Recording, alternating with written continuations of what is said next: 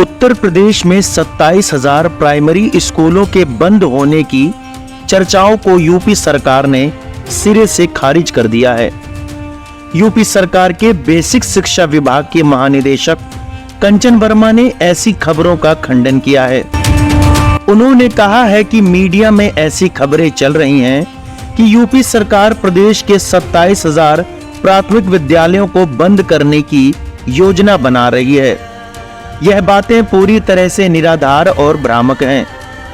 कंचन वर्मा ने यह साफ किया कि ऐसी किसी योजना पर हमारा विभाग या हमारी सरकार काम नहीं कर रही है।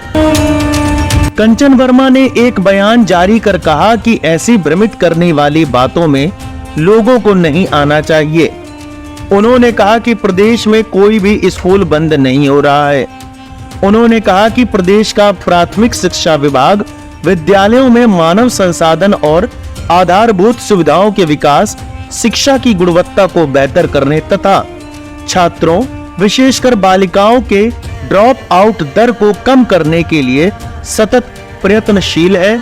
हमारा उद्देश्य शिक्षा की गुणवत्ता को और बेहतर करना है।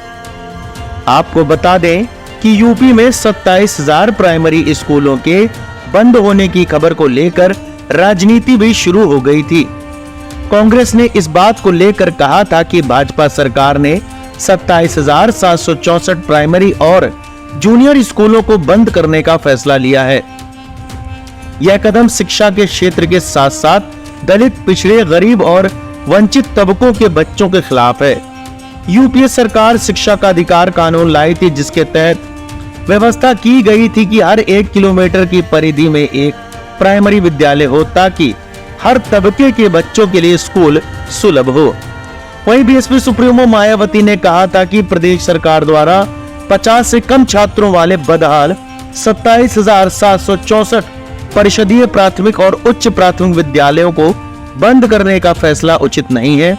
ऐसे में गरीब बच्चे आखिर कहां और कैसे पढ़ेंगे?